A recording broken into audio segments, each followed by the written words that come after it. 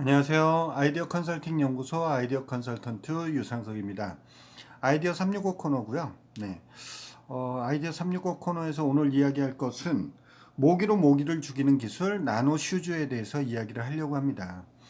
올해는 제 경험으로는 모기가 별로 없었던 날인 것 같아요. 그런데 이제 모기가 별로 없어지긴 했지만 한참 있어야 될 때 모기가 별로 없었던 거지. 그 모기란 놈이 많을 때도 문제지만 한 마리만 있어도 굉장히 신경 쓰이는 게 많지 않습니까?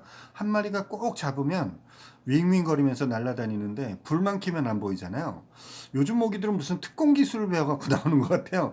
제가 제 아내하고 그 모기에 대해서 막 스트레스를 받고 있으면 야, 요즘 모기들은 진짜 특공 기술을 배워갖고 나오는 모기가 아닌가 하는 생각을 가져보는 듯한 그런 이야기들을 합니다. 여러분들은 어떤지 모르겠어요. 잘 보세요. 모기들이 엘리베이터를 타고 올라오는지 20 몇 층까지 올라오기도 하고요.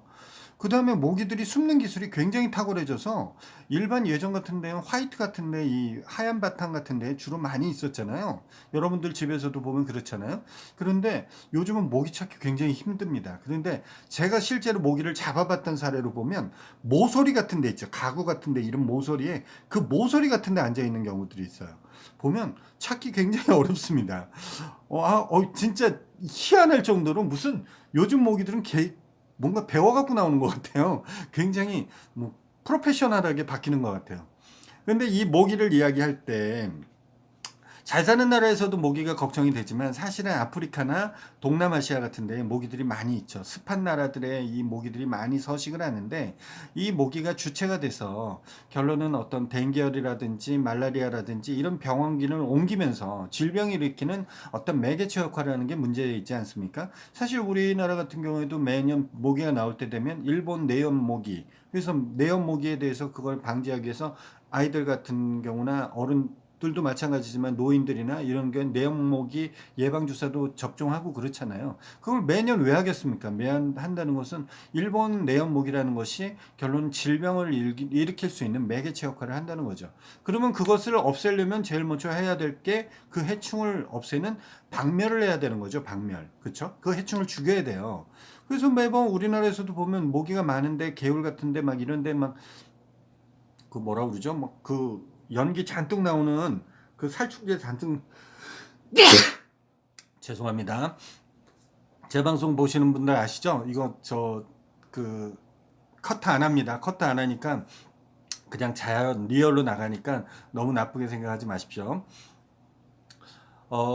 그러다 보니까 그런 데에서 살충제를 뿌리고 하지만 그 살충제 자체가 화학 성분이 있기 때문에 결론적으로는 또 다른 환경을 파괴하는 이런 문제가 돼서 그런 것도 문제가 되고 있습니다. 그래서 그 살충제도 친환경으로 바꿔야 된다는 이야기들이 많이 나오고 있는데요. 이 제품에 대해서 지금 이 나노슈즈에 대해서 준비를 한 것은 태국의 광고 대행사 BBDO 방콕이라는 곳과 화학 제조체인 SCG 케미칼, 그 다음에 프랑스의 연구기관 기반을 두고 있는 의학 연구기관 파스테르 연구소와 손잡고 이 세 군데에서 손잡고 모기의 나노슈즈라는 것을 만든 건데, 나노슈즈 그러니까 나노 극밀입자, 그 다음에 슈즈 신발. 그러면 모기 발에다 신발을 시킨다는 거잖아요. 그러면 저는 재밌게 생각하고 이것을 방송 주제로 삼았는데, 어떻게 모기 그 조그만 발에, 이 모기는 이 손톱만치도 안 되는데 그 조그만 발에 그 다양한 여러 개의 발에 어떻게 슈즈를 씌우냐, 이런 얘기서부터 접근이 시작돼야 되겠죠. 그래서 이 나노 슈즈라는 게 포인트인데, 그 포인트를 어떻게 하냐라고 하면 기본적으로 그 나노 슈즈가 딱 그 모기의 발에 신발처럼 딱 달라붙을 수 있도록 기본적으로 날아다니는 모기의 그 번식지에 앉아서 그 슈즈가 살충제 역할을 해줄 수 있게끔 하려고 그러면 기본적으로 여기다 뭘 만들게 되면 여기 음전화, 다리에 그 모기의 다리가, 모기가 그 살충제에 딱 앉았을 때 그 살충제, 친환경 살충제가 음전화를 띠게 된답니다. 이 음전화를 띠게 되면, 정확하게 음전화가 뭔지 모르겠어요.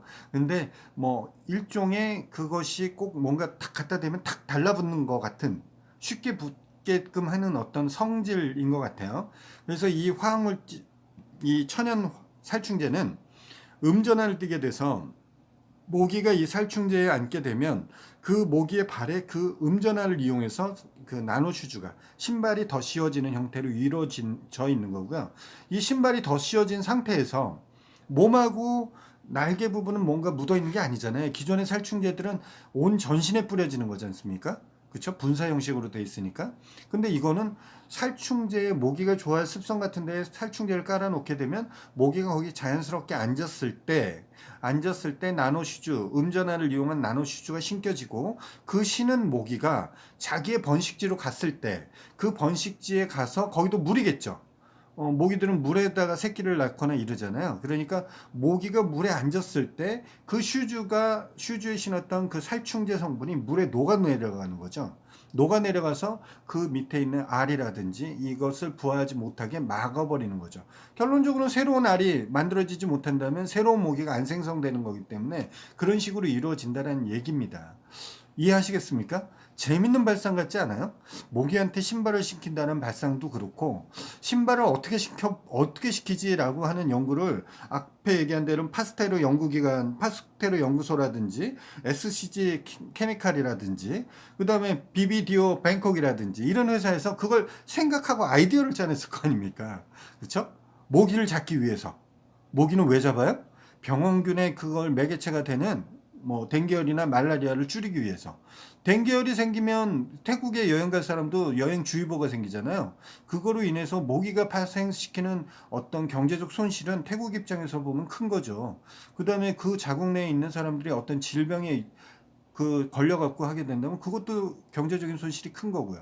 그렇기 때문에 모기를 없애는 방법을 생각을 하는데 그걸 친환경적으로 만들어냈다. 생각하니까 재밌는 발생 아니겠습니까? 여러분들도 한번 그런 점을 생각해 보실 수 있죠. 뭐 이 방송을 들으시는 분들 내지는 가족 중에 친구분들 중에 그런 부분이 있다면 태국에선 이런 것을 한대. 그러면 관심 가져보실 필요가 있죠. BBDO 방콕이라고 이야기했으니까 제가 이거에 대한 원고들은 유튜브 채널에 밑에 같이 이렇게 기록으로 남겨놓으니까 그걸 찾아보셔도 되고요. 지금은 뭐 자막이라든지 이런 썸네일이라든지 이런 것들을 제가 안 해놓기 때문에 나가지만 나중에는 그런 부분들까지 다시 편집을 할 수 있는 시간이 되면 그렇게 하려고 합니다. 그런 분들이 그런 단체나 기관에 미리 이야기를 해서 그런 것을 가져다가 내년에 모기가 생길 것에 대한 대비로 미리미리 테스트를 하고 그걸 비즈니스에 응용해 보신다고 생각하면 저는 나쁘지 않다고 생각합니다. 왜냐면 우리나라도 마찬가지로 모기에 대해서 모기 처리되면 그거에 대해서 염려하고 방역 조치하고 이런 것을 많이 하는데 그때 쓰이는 게 살충제가 지금 화학약품이라는 것은 알고 있는 부분이고 그것을 천연으로 이렇게 한다는 얘기를 하면 그 물건을 사다가 우리나라 방역 당국에서도 그걸 쓸 수도 있는 거고 그것이 어떤 효과를 만들어낸다 그러면 지속적으로 사용할 수 있는 부분이 되지 않겠습니까? 아이들하고도 이런 대화해 보시는 것도 좋을 것 같아요. 야, 모기한테 신발을 시킨다라고 이야기를 하면 아마 부모님이 아이들한테 얘기하면 아이들이 진짜 이렇게 반응할 수도 있고요. 반대로 아이들이 뭐 청소년이나 아이들이 이런 얘기를 하면 부모님이 그러겠죠. 말도 안 돼. 어떻게 그 조그만 모기발에다가 신발을 시키니? 이런 이야기가 될 겁니다. 이게 무슨 차이인지 아시겠어요? 아이들하고 어른들하고 시각이. 그게 꼭 단정적으로 이야기하는 건 아니지만 아이들은 아직까지 그 사고에 대해서 고정관념을 가질 생각이 아직 없거든요. 그러다 보니까 다양하게 생각을 하는 겁니다. 여러분들한테 제가 아이디어 365 코너를 하면서 고정관념을 좀 더 바꿔보자 라고 하는 거고 그것을 단순하게 아이디어 소스만 던지는 것이 아니라 이렇게 어디엔가 구체적으로 어느 나라의 어느 기관 어느 회사에서 지금 하고 있다라는 것을 단적으로 이야기 드리는 것은 그것이 파생될 수 있는 것이 다양하게 있다라는 것을 이야기 드리는 겁니다. 그것을 아이디어 소스로 이야기 드리는 부분이니까 여러분들도 더 고민해 보시고요. 밑에 있는 하단의 댓글에 여러분들 소중한 의견도 달아주시면 긍정적인 답변을 가지고 서로 간에 좀 더 파생적으로 늘어날 수 있는 것을 만들어 보려고 하는 거고요. 저하고 1대1 다이렉트로 하시려면 카카오톡에서 아이디어 컨설팅 연구소나 아컨TV를 검색하셔서 저 친구 맺기를 해주시면 여러분들하고 1대1 소통도 가능한 부분들이 있습니다. 그런 부분이 있고요. 오른쪽에 있는 왼쪽인가요? 오른쪽에 좌우지간 이쪽에 있는 좋아요 버튼 꼭 한번 눌러주시고요. 영상이 좋으셨다고 생각하시면 그 다음에 구독하기 버튼 구독 안 하신 분들 구독하기 버튼 그 옆에 종 모양 알람 설정 해주시면 매일매일 나가는 아이디어 365 내지는 또 다른 방송에 대해서 여러분들이 알람을 받으실 수가 있습니다. 아컨TV에서 매번 부탁하는 것 있죠.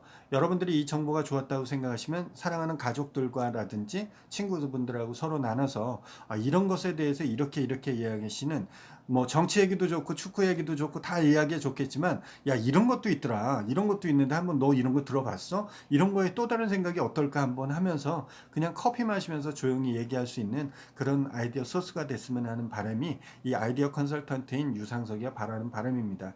모든 나라가 창의적인 생각을 할 수 있는 모든 나라의 사람들이 특히 우리나라의 사람들이 창의력이 굉장히 좋으니까 그런 것으로 발전하는 그런 기회가 됐으면 좋겠습니다. 내일 다시 뵙겠습니다.